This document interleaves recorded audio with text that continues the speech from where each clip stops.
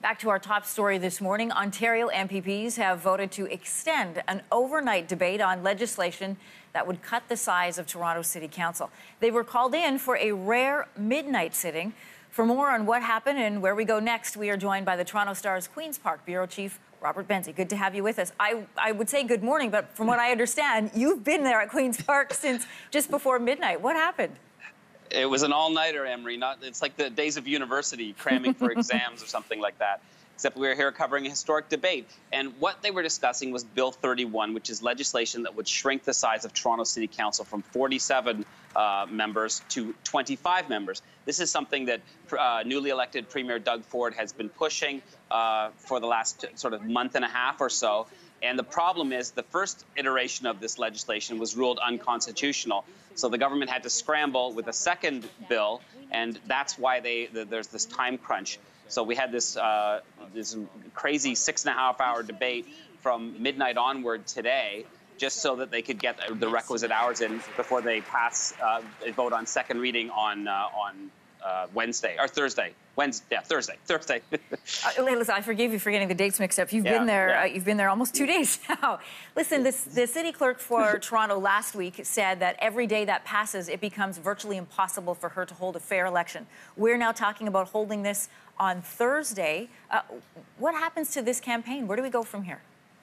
Well, if they can pass the legislation by Thursday, which is they have a majority, so they should be able to pass it, it'll get second and third reading and royal assent on that day. Then there would be 2 days more that candidates could enter the city election. So that I guess Friday, Saturday would be the deadline for entering this contest. And the city clerk says that's going to be a tough go. They have to print up 2.6 million ballots, and they don't know as they print these ballots. They haven't started printing them yet because they don't know how many wards they're going to be. They don't know how many candidates are going to be and where they're going to be running. So there's been a lot of confusion, and yes, the clock is ticking, Emery, and this is something that has really caused a lot of havoc at Toronto City Hall. Robert, you and I were both around for the previous Ford administration, and that is the late Mayor Ford and the City Council in Toronto. We know that the Fords know how to use spectacle in their favor. They also do not stand down.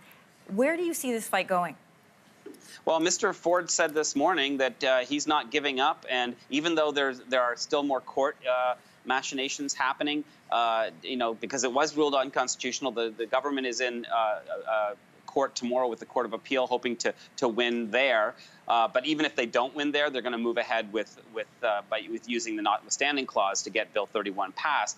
The court hearing tomorrow is on the previous version of the bill, which is called Bill 5. So many bills, it's crazy. But Mr. Ford has a bee in his bonnet about this one. It isn't something that he talked about during the campaign, and so it's not really clear why it seized the agenda. But when he was a city councillor from 2010 to 2014, he felt that Toronto City Council was unwieldy. He calls it dysfunctional. He says there's too many people there and you can't get enough decided. He wants to move more quickly on things like social housing, public transit, and fighting gridlock, things like that. So he's hopeful that a more streamlined council will get more done. But remember, the City of Toronto doesn't want this. The City Council there has voted against it. Some councillors are in favor. They're allies of his, including his nephew, who's a city councillor there. But most councillors at City Hall here in Toronto don't approve of this, and they're fighting it in court. It is quite a thing to watch, I imagine, for the rest of the country. And a reminder, this is just a city council. How does this sit with you in all your years of covering Queen's Park? It's a very bizarre spectacle, Anne-Marie, because the notwithstanding clause has never been invoked by an Ontario premier before. So you'd think that when you were going to use it for the first time, it would be on something hugely significant.